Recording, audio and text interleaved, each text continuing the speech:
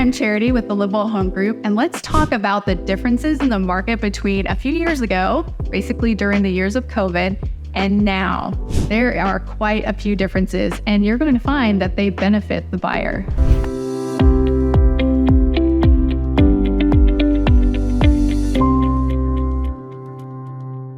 The first difference is price.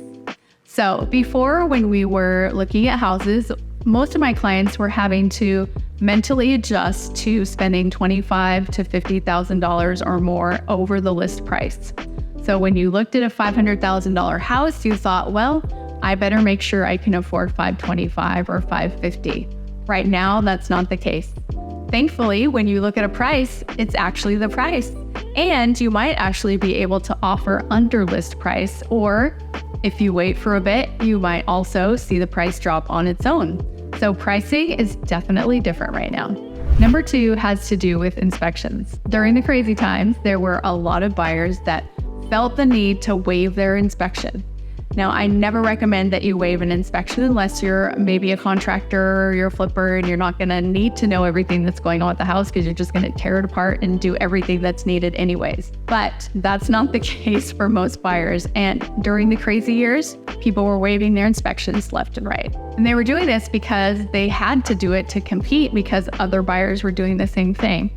And this put them in a situation where maybe it was fine because the house was in good condition, but maybe not. Maybe they moved into the house and discovered some things along the way that they wish they had known ahead of time. So right now, you don't need to waive an inspection. I'm so glad that we've gotten to this point because all you need to do is write an offer with an inspection contingency. Hey, it gets accepted. Who knew? And then you get to have your time to do your due diligence and make sure that this property is in good condition. You also get the opportunity with an inspection contingency to walk away if you don't like the house. So without that inspection contingency before, once you went under contract, you are under contract. You're not backing out and get your earnest money back. Most of the time, if you decide to back out, that money was going to stay with the seller. But now, during this time where you actually have an inspection contingency, during that time, if you back out because you don't like something about the house or you need to back out for any other reason, you'll get your earnest money back. So inspection contingency is so much better. And I'm so glad that we're back to that.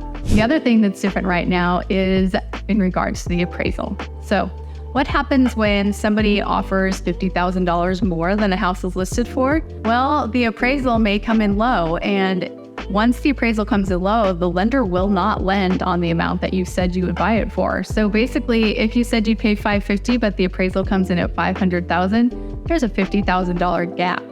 And who's going to pay for that? Well, during the crazy time, a couple of years ago, people were writing into their offers that they would pay that amount. Now, they may put a number in there. They would pay up to $20,000 or $40,000 or $50,000, or they would leave it and just say that they would pay whatever the gap was. That was happening on almost every offer I wrote. So not only did buyers have to have their down payment and their earnest money and their closing cost money, they also needed to have an extra $20,000 to $50,000 in the bank that they could spend on that appraisal gap if it were to happen. So thankfully, that is not happening anymore. Whew.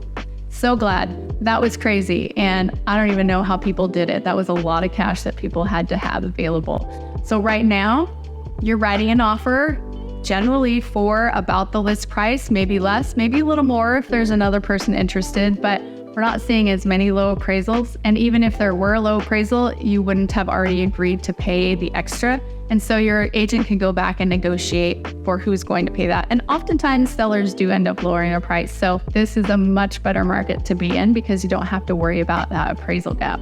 Those are the three main differences between buying a house in 2020 to 2022 or buying a house now in 2023 and 2024. So if you're thinking, wow, that sounds a lot better and I'd like to get on some of the action, go ahead and click the link in the description below and get on my calendar. Let's have a chat about what's important to you.